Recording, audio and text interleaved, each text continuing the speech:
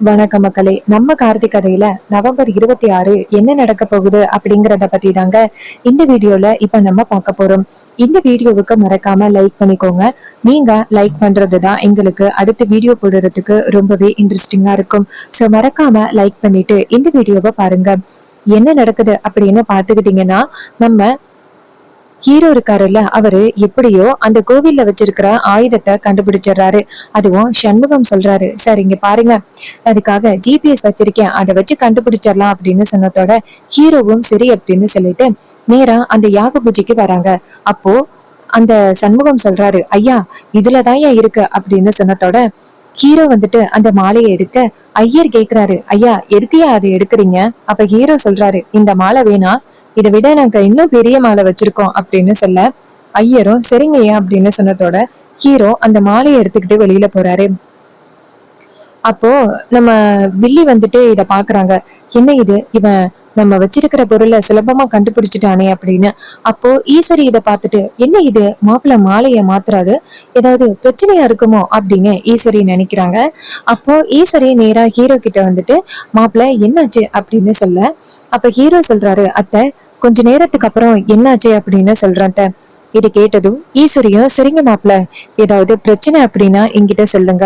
அப்ப ஹீரோ சொல்றாரு, சரிங்கத்த, எந்த பிரச்சனையும் இல்லத்த, நான் அப்புறமாட்டி என்னமோ நான் விலைக்கு சொல்றேன். ஈஸ்வரியும் சரிங்க மாப்பிள்ள அப்படின்னு சொல்லிட்டு போறாங்க. அப்போ வில்லி நேரா அவங்க அக்கா கிட்ட, என்ன காச்சு, உன் மாப்பிள்ள என்னமோ மாலையை எடுத்துட்டு போறான், என்ன நடக்குது இங்க? அதுக்கு ஈஸ்வரி சொல்றாங்க, என்னன்னு தெரியல, கண்டிப்பா ஏதோ பிரச்சனை அப்படின்னு மட்டும் தெரியுது, மாப்பிள்ளை என்கிட்ட சரியா சொல்ல மாட்டேங்கிறாரு. சரி இருக்கட்டும், கும்பாபிஷேகம் முடிஞ்சதோட என்ன அப்படின்னு கேட்டுக்கலாம் அப்படின்னு வில்லியும் சரிக்கா அப்படிங்கிறாங்க. அப்போ இன்னொரு பக்கம் நம்ம ஹீரோ வந்துட்டு இன்னொன்னையும் கண்டுபிடிச்சிடறாங்க. கண்டுபிடிச்சு அந்த சண்முகத்துக்கிட்ட கொடுத்து அதை வந்து ஆஃப் பண்ணிடுறாங்க. அப்ப சண்முகம் சொல்றாரு, சார் அந்த காளியம்மா ரொம்ப நல்லவங்க அப்படின்னு நினைச்சு போயிட்டு இதை கொண்டு போய் நான் கொடுத்தது ரொம்ப தப்பு சார். இதனால இந்த ஊருக்கு எவ்வளவு பெரிய ஆபத்து வர பார்த்துச்சு. நல்ல வேளை கடவுளா பார்த்து என்னை உங்க கண்ணுல நிப்பாட்ட வச்சு எப்படியோ வந்து அத கண்டுபிடிச்சிட்டோம் சார். இதுக்கப்புறம் அந்த லேடி எதுக்கு கூப்பிட்டாலும் வரமாட்டான் சார். அந்த லேடியை இப்பவே அதிகாரிங்க கிட்ட பிடிச்சு கொடுக்கணும். அப்ப ஹீரோ சொல்றாரு, இங்க பாருங்க, கும்பாபிஷேகம் முடிஞ்சதோட நம்ம பாத்துக்கலாம், ஃபர்ஸ்ட் இந்த கும்பாபிஷேகம் நல்லபடியா முடியட்டும் அப்படின்னு. இது கேட்டதும் அவரும் சரிங்க சார் அப்படின்னு சொல்றாங்க. அப்புறமா அந்த காளியம்மா வந்துட்டு இந்த நேரத்துல அது இன்னரும் அது வேலையை காமிச்சிருக்கணுமே அப்படின்னு நினைக்கிறாங்க. வில்லி வந்துட்டு நேரா அவங்க சித்திக்கு போன் பண்றாங்க, அத்தைக்கு. அவங்க போன் பண்ணதோட அத்தை கேக்குறாங்க, என்னம்மா ஆச்சு, அங்க கும்பாபிஷேகம் நின்னு போயிருச்சா, எத்தனை பேரு காலியானாங்க அப்படின்னு சொன்னதோட வில்லி சொல்றாங்க, அத்தை அப்படியெல்லாம் இங்க எதுவுமே நடக்கவே இல்லை, அதுக்குள்ளயும் அந்த டிரைவர் பையன் அது இருந்த இடத்த கண்டுபிடிச்சிட்டான் அப்படின்னு. இதை கேட்டதும் ரொம்ப அதிர்ச்சி ஆகுறாங்க வில்லி. என்னம்மா சொல்ற? அதுக்கு அவங்க சொல்றாங்க, ஆமாங்க, இந்த டிரைவர் பையலுக்கு எப்படி தெரியும் அப்படின்னே தெரியல, இவ்வளவு சுலபமா எல்லாத்தையுமே கண்டுபிடிச்சிடறான் அப்படின்னு. இதை கேட்டதும் காளியம்மா சொல்றாங்க, சரி இருக்கட்டும் பாத்துக்கலாம், நீ கவலைப்படாத அப்படின்னு சொன்னதோட வில்லி சொல்றாங்க, இங்க பாருங்க, என்ன ஆனாலும் சரி இந்த கோவில் கும்பாபிஷேகம் கண்டிப்பா நின்னே ஆகணும், அதுக்கு ஏதாவது பண்ணுங்க அப்படின்னு சொல்லிட்டு போனை கட் பண்றாங்க. அப்போ சிவனாடியும் முத்தும் வராங்க. வந்ததோட வில்லி சொல்றாங்க, இங்க பாருங்க, ஒழுங்கா வச்சிங்களா இல்லையா, யாருக்கும் தெரியாம தானே வைக்க சொன்னேன், என்ன பண்ணி வச்சிருக்கீங்க? அதுக்கு அவங்க சொல்றாங்க, இங்க பாரு காளியம்மா, யாருக்கும் தெரியாம தான் வச்சோம், ஆனா அதையும் அவன் எப்படி கண்டுபிடிச்சான் அப்படின்னு எனக்கு சுத்தமா புரியவே இல்லை. சரி இருக்கட்டும், எப்படியாவது நம்ம அடுத்த வேலையை பண்ணி கும்பாபிஷேகத்தை நிப்பாட்டலாம் அப்படின்னு. அதுக்கு காளியம்மா சொல்றாங்க, சரி சரி, அடுத்த பிளான் பண்ற வரைக்கும் கொஞ்சம் பொறுமையா இருங்க அப்படின்னு.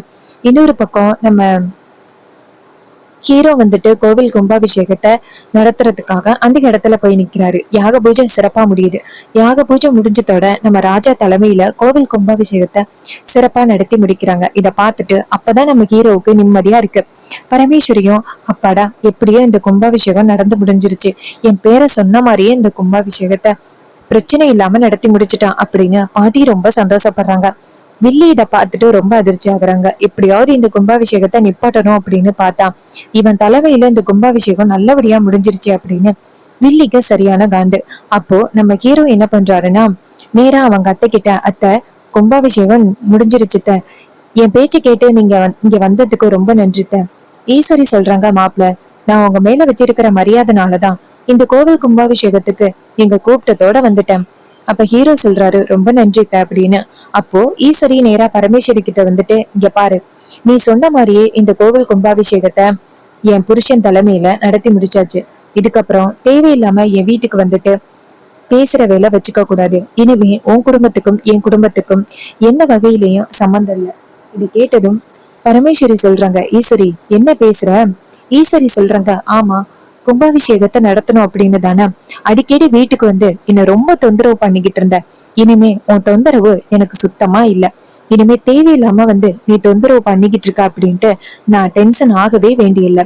இது கேட்டதும் பரமேஸ்வரி சொல்றாங்க, ஈஸ்வரி என்னமா பேசுற? இங்க பாரு, எனக்கும் பேத்திங்களை பார்க்கணும் அப்படின்னு ஆசையா இருக்காதா?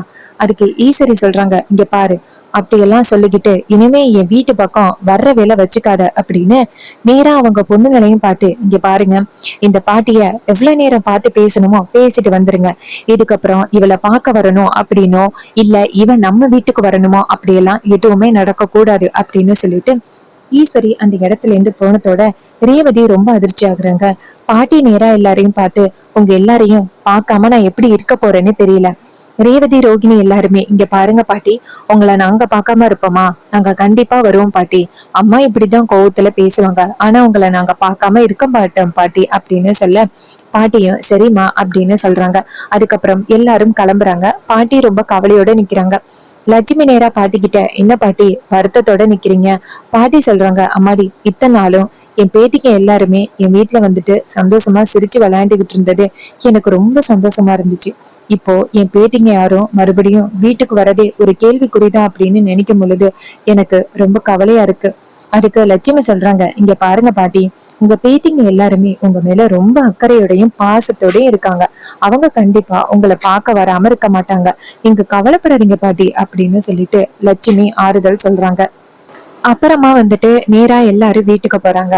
அங்க போனதும் நேரா ஈஸ்வரி வந்து எல்லாரையும் பார்த்துட்டு, கோவில் கும்பாபிஷேகத்துல நீங்க எல்லாருமே ரொம்ப சந்தோஷமா என்ஜாய் பண்ணிருப்பீங்க அப்படின்னு நினைக்கிறேன். அதுக்கு ரேவதி சொல்றாங்க, ஆமாமா, ரொம்ப சந்தோஷமா தான் இருந்துச்சு. ஆனா நீங்க கடைசி நேரத்துலதான் எங்க எல்லாரையுமே ரொம்ப கஷ்டப்படுத்திட்டீங்களே. ஈஸ்வரி கேக்குறாங்க, நான் என்ன பண்ணேன்? அதுக்கு வில்லி சொல்றாங்க, அக்கா, அவ பாட்டிய அதுக்கப்புறம் போய் பார்க்கவே கூடாது அப்படின்னு நீ சொன்னியல்ல, அத வச்சுதான் உன் பொண்ணுங்க சொல்றாங்க. இது கேட்டதும் ஈஸ்வரி சொல்றாங்க, இங்க பாரு, எல்லாமே உங்க நல்லதுக்காக தான் நான் சொல்றேன். நான் இப்ப சொல்றது உங்க எல்லாருக்கும் ரொம்பவே கோவமா தான் இருக்கும். என்ன பண்றது, எல்லாம் நடக்கிறது தானே நடக்கும். அவ நம்ம வீட்டுக்குள்ள வர்றது எனக்கு கொஞ்சம் கூட பிடிக்கவே இல்லை. ஏன்னா உன் பாட்டி இறந்ததுக்கு அவதானே காரணம். அப்படி இருக்கையில அவளை எப்படி நான் வீட்டுக்குள்ள விடுவேன்? இங்க பாருங்க, அத பத்தி இனிமே யாரும் பேசுற வேலை வச்சுக்காதீங்க. இதை கேட்டதும் ஈஸ்வரி சொன்னதை கேட்டுட்டு பொண்ணுங்களும் அமைதியா நிக்கிறாங்க. அப்ப வில்லி நேரா அவங்க அக்கா கிட்ட, அக்கா, உன் மாப்பிள்ளை ஏதோ கோவில் கும்பாபிஷேகம் முடிஞ்சதோட சொல்றாரு அப்படின்னு நீ சொன்னியல்ல, என்ன விஷயம் அப்படின்னு கேளுக்கா. இது கேட்டதும் ஈஸ்வரி சொல்றாங்க, சரி அதை விடு, அத கொஞ்சம் லேட்டா கேக்குறேன். மாப்பிள்ளை கிட்ட ரொம்ப முக்கியமான ஒரு விஷயம் கேட்கணும்.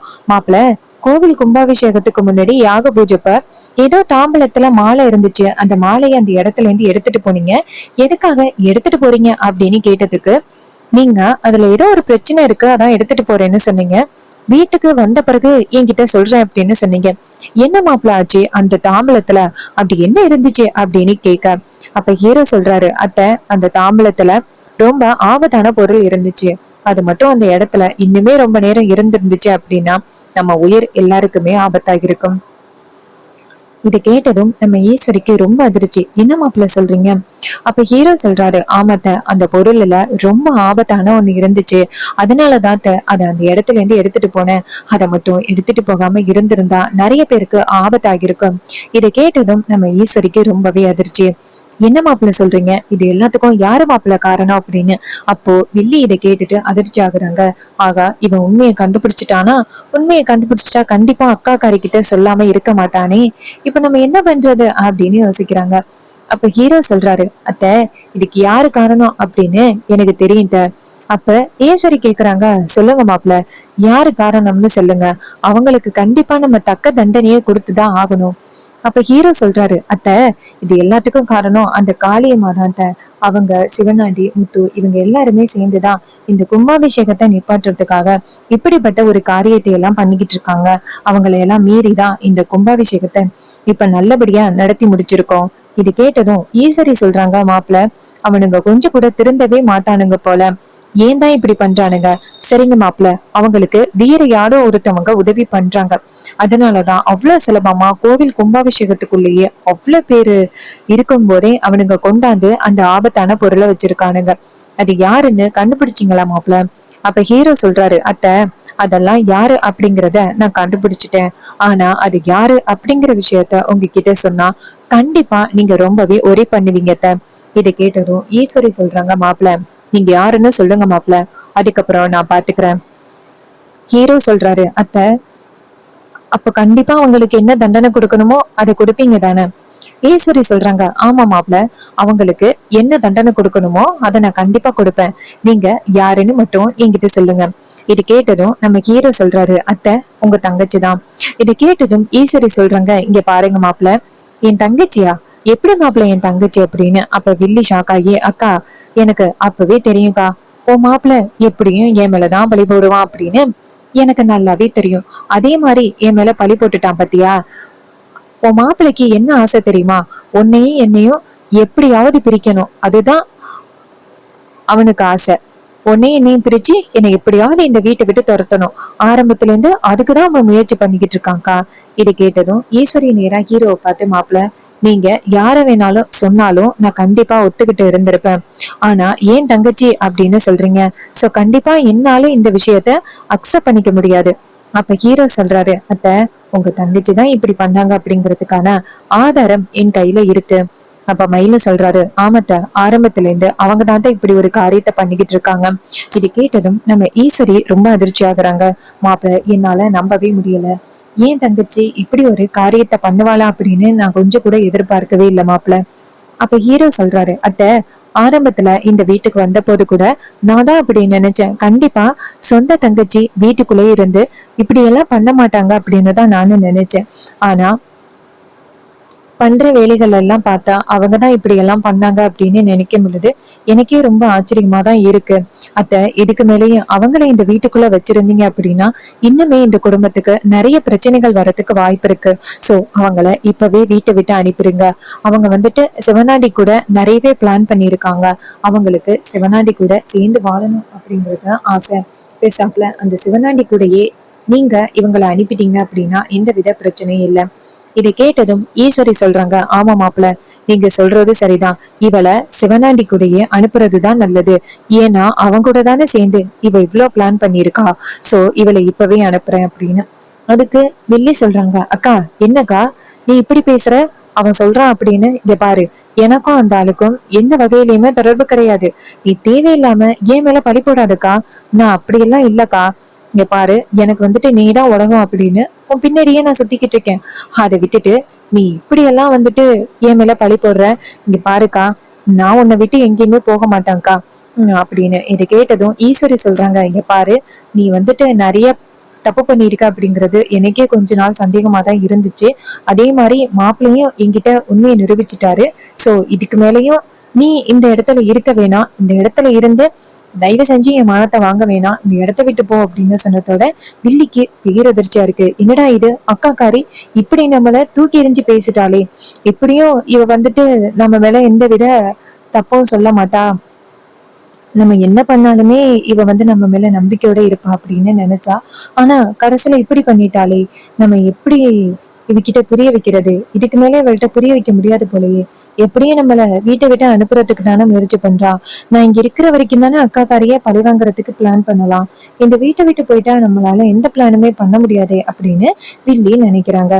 சோ இந்த கதை உங்களுக்கு பிடிச்சிருந்துச்சுன்னா இந்த வீடியோவுக்கு மறக்காம லைக் பண்ணிக்கோங்க. நம்ம சேனலை சப்ஸ்கிரைப் பண்ணிட்டு பக்கத்துல உள்ள பெல் ஐகானையும் கிளிக் பண்ணி ஆல்னு செட் பண்ணிக்கோங்க. அப்பதாங்க அடுத்த வீடியோ போடும் பொழுது உங்களுக்கு நோட்டிபிகேஷன் வரும், பார்க்கலாம். சோ இதே மாதிரி வேற ஏதாவது ஒரு கதையில பார்ப்போம். தேங்க்யூ ஃபார் வாட்சிங்.